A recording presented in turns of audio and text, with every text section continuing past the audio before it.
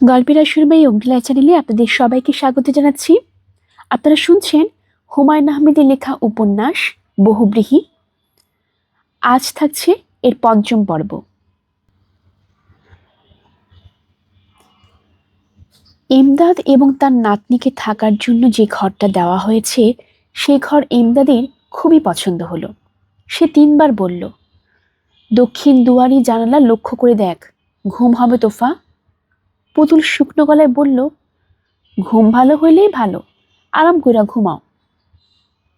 খাটও 2টা আছে, একটা তোর একটা আমার, ব্যবস্থা ভালোই। কি কস পুতুল? পুতুল চুপ করে রইল। এমদাদ বলল, ভয় ভয় ছিলাম বুঝলি, কিছুই বলা যায় না। যদি চাকর বাকরে ঘর দিয়া বসে, দিয়া বসতেও পারে, মানির লোকের মান তো সবাই দেখে না। আরে আরে, কারবার দেখা যা, ঘরের লগে পেশাবখানা, এলাহি কারবার। আনন্দে এমদাদের মুখ ঝলমল করছে, শুধু পুতুল মুখ কালো করে রেখেছে। কিছুতেই তার মন বসছে না। অন্যের বাড়িতে আশ্রিত হবার কষ্ট ও যন্ত্রণা সে তার ক্ষুদ্র জীবনে অনেকবার ভোগ করেছে। এখন আবার শুরু হলো। ইচ্ছা মৃত্যুর ক্ষমতা যদি মানুষের থাকতো তাহলে বড় ভালো হতো, এই যন্ত্রণা সহ্য করতে হতো না। ও পুতুল, কি দাদা যান, ঘর ভালোই দিছে ঠিক না? হ, এখন খেয়াল রাখবি সবের সাথে যেন ভালো ব্যবহার হয়। যে যা কয় শুনবি, আর মুখে বলবি জি, কথা ঠিক। এই কথার উপরে কথা নাই। গ্রাম দেশের লোক বলে, মুখের কথায় চিরা ভিজে না। মিথ্যা কথা, মুখের কথায় সব ভিজে। তোর মুখ এমন শুকনো দেখায় কেন রে পুতুল? এইখানে কতদিন থাকবা? আসতে না আসতে কতদিন থাকবা? থাকা না থাকা নিয়ে তুই চিন্তা করবি না, এটা আমার উপরে সাইরা দে। যা, হাত মুখ ধুইয়ায়, সাইডটা দানা পানি মুখে দে। এইবারই খাওয়া দাওয়া খাদ্য মধ্যে ভালো কথা। ইমদাদের আশঙ্কা ছিল হয়তো চাকর বাকরদের সঙ্গে মেঝেতে পাটি পেতে খেতে হবে। যদি দেয় তাহলে বেজ্জতির সীমা থাকবে না। দেখা গেল খাবার টেবিলে খেতে দেওয়া হয়েছে, বাড়ির কর্ত্রী স্বয়ং তদারক করছেন। চিকন চালের ভাত, পাবদা মাছ, একটা সবজি, মুগের ডাল, খাওয়ার শেষে পায়েস, তোফা ব্যবস্থা। মিনু বললেন, পেট ভরেছে তো এমদাদ সাহেব? ঘরে যা ছিল তাই দিয়েছি, নতুন কিছু করা হয়নি। কোনো অসুবিধা হয় নাই, শুধু একটু দই থাকলে ভালো হইতো। খাওয়ার পর দই থাকলে হজমের সহায়ক হয়। তার উপর আপনার ছোটবেলা থেকে খাইয়ে অভ্যাস। ভবিষ্যতে আপনার জন্য দইয়ের ব্যবস্থা রাখবো। আলহামদুলিল্লাহ, এখন মা জানুনি অবস্থা পড়ে গেছে। একটা সময় ছিল খন্দকার বাড়ির সামনে দিয়া লোকজন ছাতা মাথা দিয়ে যাইতো না, নিয়ম ছিল না। জুতা খুইল্লা হাতে নিতে হইতো, বুঝলেন মা জানুনি? তাই বুঝি? জি।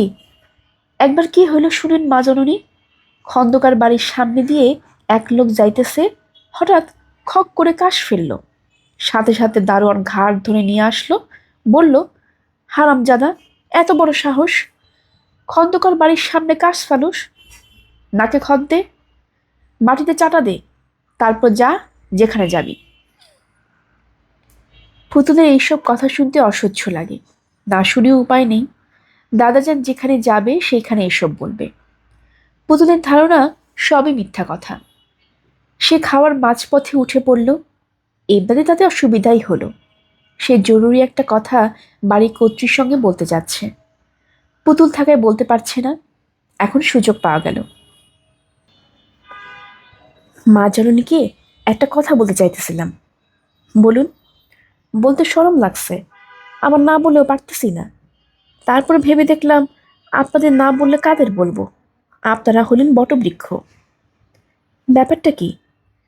ট্রেন থেকে নামার সময় বুঝলেন মা জননী, পাঞ্জাবির পকেটে হাত দিয়ে দেখি পকেট কাটা। পকেট কাটা মানে? ব্লেড দিয়ে পকেট সাফা করে দিছে। মানিব্যাগে 30 টাকা ছিল, সব শেষ। এখন পকেটের একটা কানা পয়সাও নাই। কি বেজ্জতি অবস্থা চিন্তা করেন মা জননী।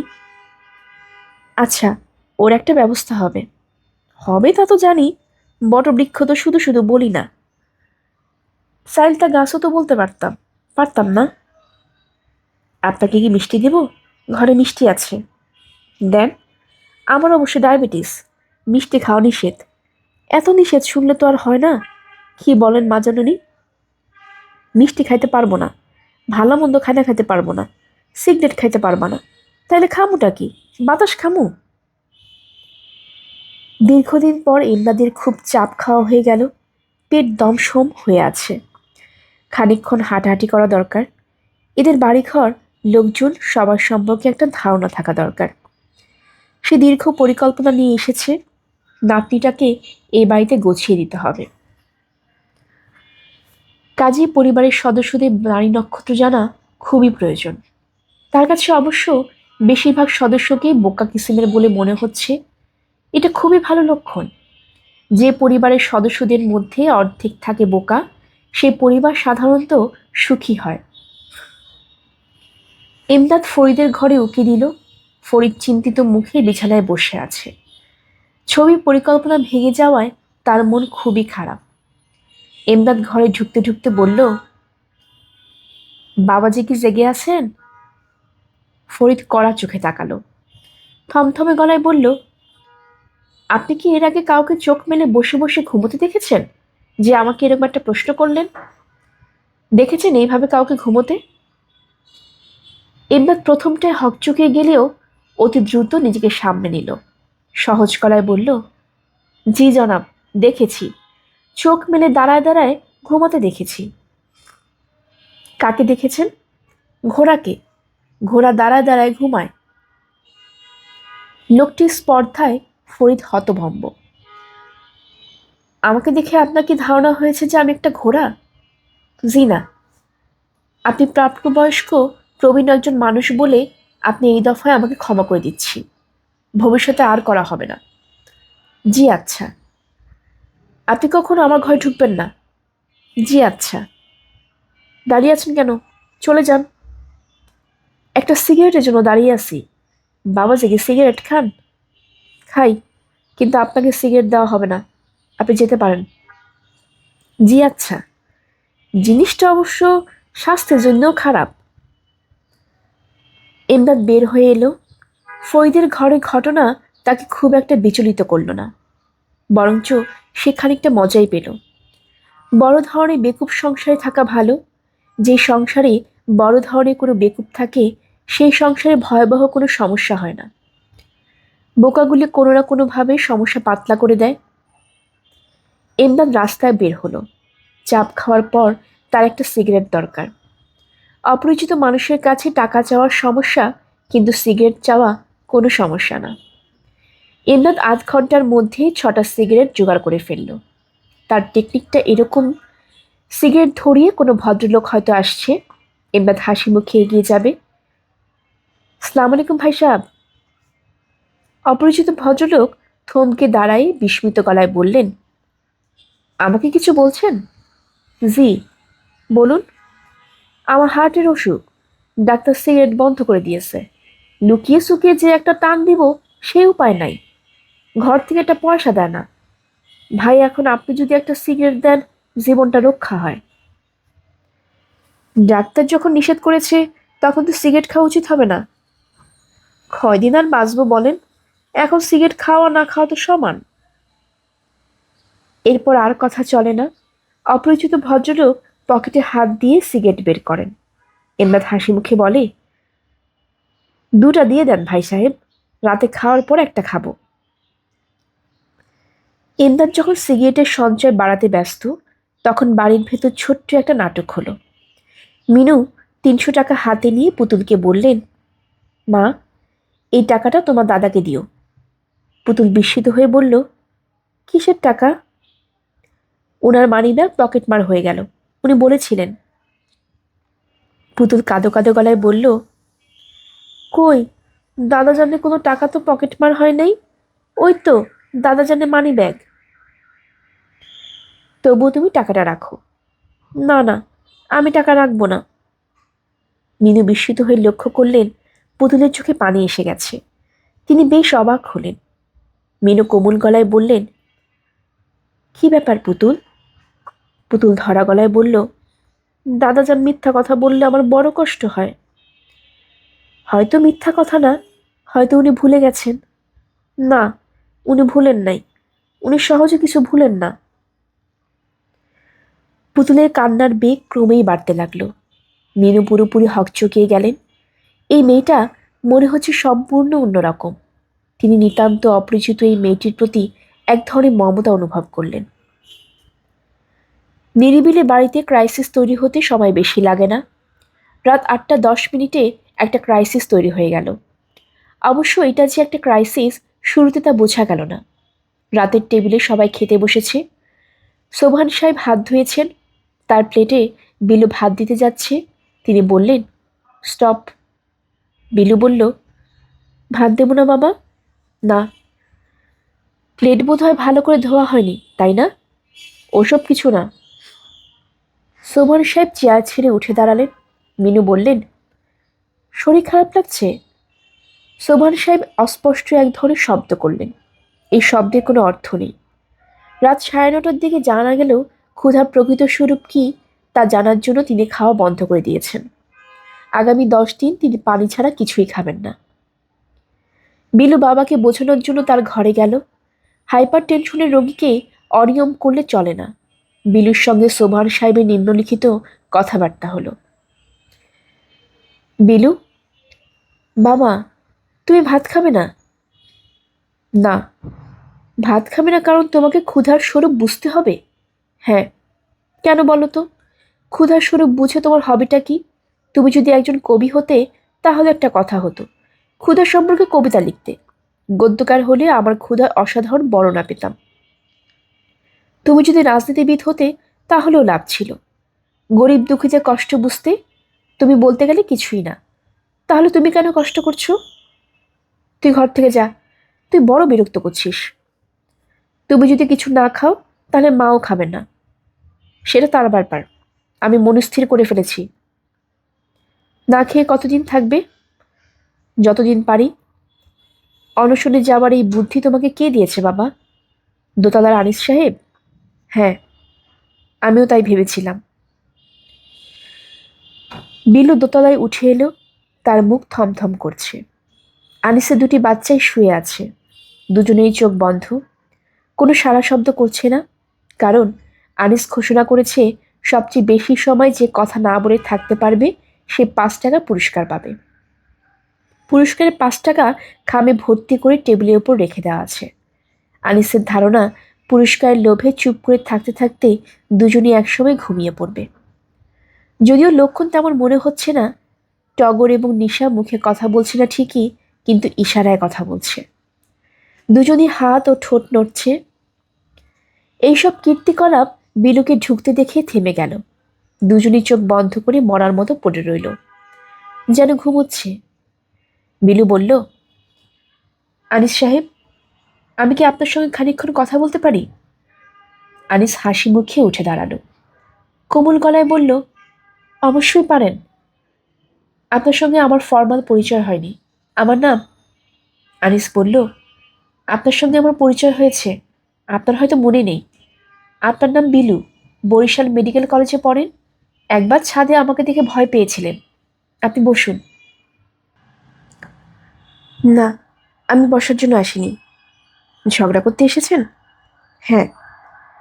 আনিস হাসতে হাসতে বলল, এটা অদ্ভুত ব্যাপার যে সবাই আমার সঙ্গে ঝগড়া করতে আসে।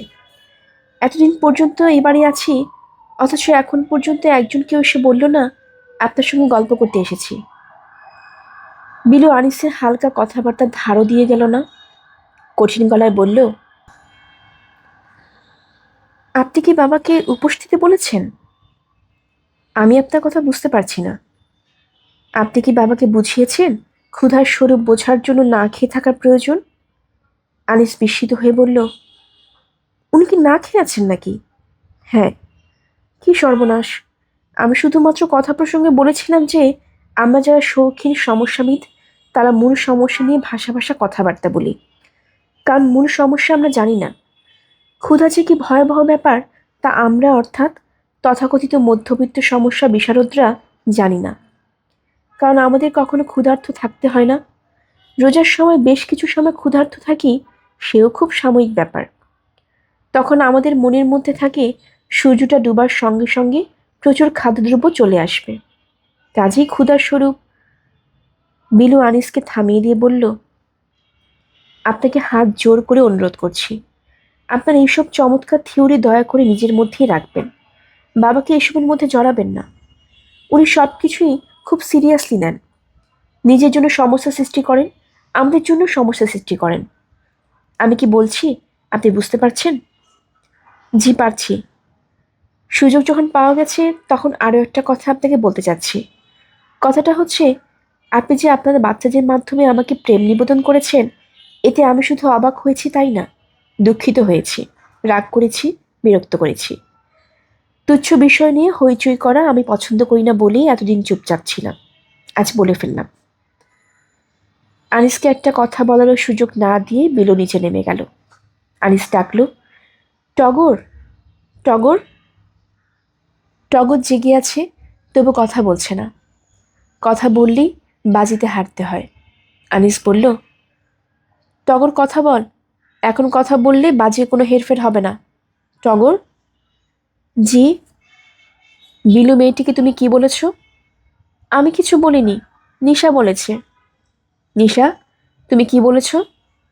আমার মনে নেই, মনে করার চেষ্টা করো, তুমি কি বলেছ? নিশা কোনো শব্দ করল না।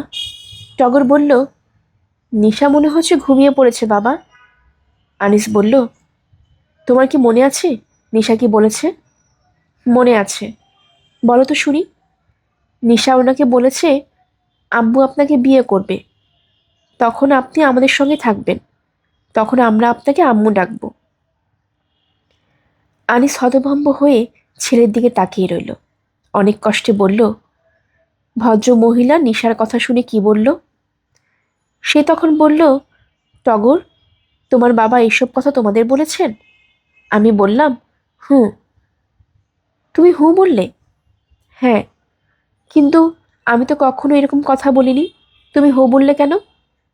আর বলবো না বাবা। নিশা ক্ষীণস্বরে বলল, আমিও বলবো না বাবা।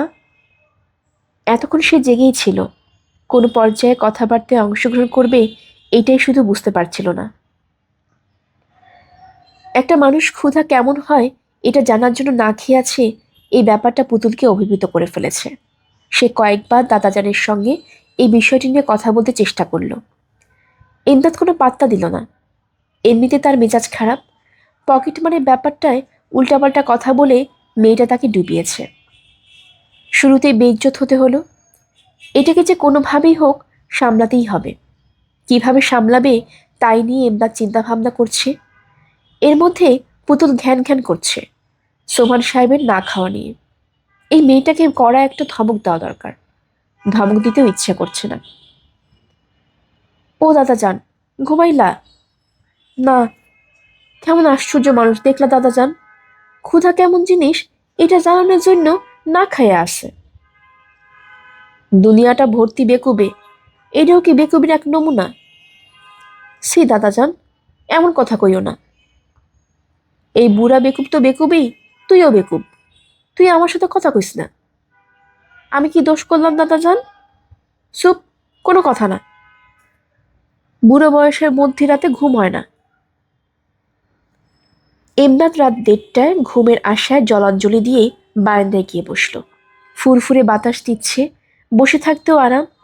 মশা না থাকলে পাটি পেতে বারান্দায় ঘুমানোর ব্যবস্থা করা যেত, কিন্তু বড্ড মশা। মিনু দরজা বন্ধ করতে এসে দেখেন এমদাদ সাহেবের বারান্দার ইজি চেয়ারে আরাম করে বসে আছেন, হাতে সিগারেট। তিনি বিস্মিত গলায় বললেন, কে? এমদাদ সাহেব না? জি মা জননী। এত রাতে এখানে কি করছেন? মনটা খুব খারাপ, ঘুম আসে না। মন খারাপ কেন? বাড়ির কর্তা না খেয়ে ঘুমিয়ে আছে, এই জন্যই মনটা খুব খারাপ মা জননী। আমরা হইলাম গ্রামের মানুষ, ক্ষুধা পেটে কেউ ঘুমাইতে গেছে শুনলে মনটা খারাপ হয়। ওইসব নিয়ে ভাববেন না, বিলুর বাবার এরকম পাগলামি আছে। সকালেই দেখবেন ঠিকই নাস্তা করছে। শুনে বড় ভালো লাগছে মা জননী। আসুন, ভেতরে চলে আসুন, আমি দরজা বন্ধ করে দিব। ইমদাদ ভেতরে ঢুকতে ঢুকতে বলল, আরেকটা বিষয় আপনারে বলা হয় না মা জননী, মানিব্যাগের বিষয়। মানিব্যাগ ছিল পুতুলের কাছে, মাইয়া খুব সাবধান তো গুছায় রাখছে। এদিকে আমার পাঞ্জাবির পকেটে ছিল রুমাল, পকেট মার সেই রুমাল নিয়ে চলে গেছে। মিনু বললেন, টাকা পয়সা প্রয়োজন হলে বলবেন, সংকোচ করবেন না। আলহামদুলিল্লাহ, কোনো সংকোচ করব না, আপনারা হলেন বটবৃক্ষ। যান, ঘুমোতে যান। জি আচ্ছা, ঘুম আসবে না তবু শুইয়া থাকবো। বাড়ির আসল লোক দানা পিনা খায় নাই, এরপরও কি ঘুম আসে কন মা জননী? এইসব নিয়ে আপনাকে ভাবতে হবে না, সকাল হলেই দেখবেন খাওয়া দাওয়া শুরু করেছে। উদ্দেশ্য তো আর কিছু না, উদ্দেশ্য হলো আমাকে যন্ত্রণা দেওয়া। এই কথা মুখে উচ্চারণ করবেন না মা জননী। ক্ষুধা কি যে বুঝতে চায় সে কি সাধারণ লোক? সে বলতে গেলে আল্লাহর অলি। ঠিক বলছি না মা জননী? মিনু জবাব দিলেন না। এই লোক কি মতলবে এসেছে কে জানে, বিনা কারণে আসেনি বোঝাই যাচ্ছে। নিশ্চয়ই বড় কোনো সমস্যা। সমস্যা টেনে টেনে তিনি এখন ক্লান্ত ও বিরক্ত, আর ভালো লাগে না। সোবহান সাহেব ভোরবেলায় কাপে করে 1 কাপ পানি খেলেন, আর কিছুই খেলেন না। মিনু বললেন, তুমি সত্যি সত্যি কিছু মুখে দেবে না? না। কেন? কেন জবাব তো দিয়েছি, আমি ক্ষুধার স্বরূপ বুঝতে চাই। রাগে দুঃখে মিনুর চোখে পানি এসে গেল। একজন বয়স্ক মানুষ যদি এরকম যন্ত্রণা করে তাহলে কিভাবে হয়? মিরি ইউনিভার্সিটিতে যাবার খুব প্রয়োজন ছিল, সে গেল না। বাসার আবহাওয়া মনে হচ্ছে ভালো না। বাবার প্রেশারে কি অবস্থা কে জানে। ডাক্তারকে খবর দেওয়া প্রয়োজন, তবে এক্ষুনি ছুটে যাওয়ার দরকার নেই। দুপুর পর্যন্ত যাক, তারপর দেখা যাবে। দুপুরে ফরিদ দুলাভাইয়ের অনশনের খবর পেল, তার উৎসাহের সীমা রইল না। কাদেরকে ডেকে বলল, সাবজেক্ট পাওয়া গেছে, অসাধারণ সাবজেক্ট, ছবি হবে ক্ষুধা নিয়ে। ক্ষুধা কি একজন জানতে চাচ্ছে। ক্যামেরা তার মুখের উপর ধরে রাখা, মাঝে মাঝে ক্যামেরা সরে নানান খাবার দাবারের উপর চলে যাচ্ছে, আবার ফিরে আসছে তার মুখে। লোকটার অবস্থা দ্রুত খারাপ হচ্ছে। ক্ষুধার সঙ্গে যুক্ত হয়েছে তৃষ্ণা। ক্যামেরা প্যান করে চলে গেল ঝর্ণায়। ঝিরঝির করে ঝর্ণা পানি পড়ছে, অথচ ওই মানুষটির মুখে 1 ফোঁটা পানি নেই। ক্যামেরা চলে গেল আকাশের মেঘে। কাদের উৎসাহী গলায় বলল, আবার ছবি হইব মামা? ফরিদ বলল, ছবি হবে না মানে? একটা প্রজেক্ট ফেল করেছে বলে সবকটা প্রজেক্ট ফেল করবে নাকি? বলতে গেলে আজ থেকে ছবির কাজ শুরু হলো। ছবির নাম হে ক্ষুধা। কি করলাম মামা? হে ক্ষুধা। হে কথাটা বাদ দেন মামা, অপয়া কথা। এর আগের বারও হে আসিল বললা, ছবি হয় নাই। কথা মন্দ বলিসনি, তাহলে বরং হেটা পেছনে নিয়ে যাই। ছবির নাম ক্ষুধা হে, কি বলিস? মন্দ না। কাগজ কলম দে, ইমিডিয়েট যেসব চিন্তা মাথায় আসছে সেগুলি নোট ডাউন করে ফেলি। দুলাভাইয়ের সঙ্গে আলাপ দরকার, ছবি যখন তাকে নিয়ে হচ্ছে। কাদের ক্ষীণস্বরে বলল, আপনার কোনো পার্ট থাকতো না মামা? থাকবে, তবে সাইড রোল। সেন্ট্রাল ক্যারেক্টার হচ্ছে দুলাভাই। দেখি, আপার সঙ্গে ব্যাপারটা আগে ফয়সালা করে নিই। মিনু রাগ করে বিলের ঘরে শুয়ে আছেন। সকালে তিনি নাস্তাও করেননি, তার প্রচণ্ড মাথা ধরেছে। যন্ত্রণা থেকে মুক্তির জন্য বাড়ি থেকে চলে যাবার কথাও মনে আসছে। রাগারাগি তার স্বভাবে নেই, তবু সবাই বেশ কয়েকবার তার কাছে ধমক খেয়েছে। তিনি বলে দিয়েছেন কেউ যেন তাকে বিরক্ত না করে। কাজেই ফরিদ যখন বিশাল একটা খাতা হাতে নিয়ে গম্ভীর স্বরে বলল, আপা আসবো, তিনি কড়া গলায় বললেন, ভাগ এখান থেকে। তুমি যা বলবে তাই হবে, কিন্তু তার আগে তোমার কয়েকটা মিনিট সময় আমাকে দিতে হবে। দুলাভাইকে নিয়ে ছবি করছি আপা, ছবির নাম ক্ষুধা হে। দুলাভাই যেখানে মানুষ না, দুলাভাই হচ্ছেন ক্যামেরা, যে ক্যামেরা ক্ষুধাকে বুঝতে চেষ্টা করছে। 15 মিনিটের ছবি, 15 মিনিটে যথেষ্ট। শেষ দৃশ্যটা নিয়েছি সুকান্তের কবিতা থেকে। ঘন নীল আকাশে পূর্ণিমার চাঁদ, হঠাৎ সেই চাঁদটা হয়ে গেল একটা আটার রুটি। দুটা রোগা রোগা হাত আকাশ থেকে সেই চাঁদটা অর্থাৎ রুটিটা নামিয়ে এনে ছিঁড়ে টুকরো টুকরো করে খেয়ে ফেলল। কেমন হবে আপা বলো তো? অসাধারণ না? মিনু একটিও কথা না বলে ঘর থেকে বের হয়ে গেলেন। ফরিদের সঙ্গে কথা বলা অর্থহীন। সে নিজের মনে বকবক করতে থাকুক। মানুষের অবহেলা ফরিদকে তেমন বিচলিত করে না, এবারও করল না।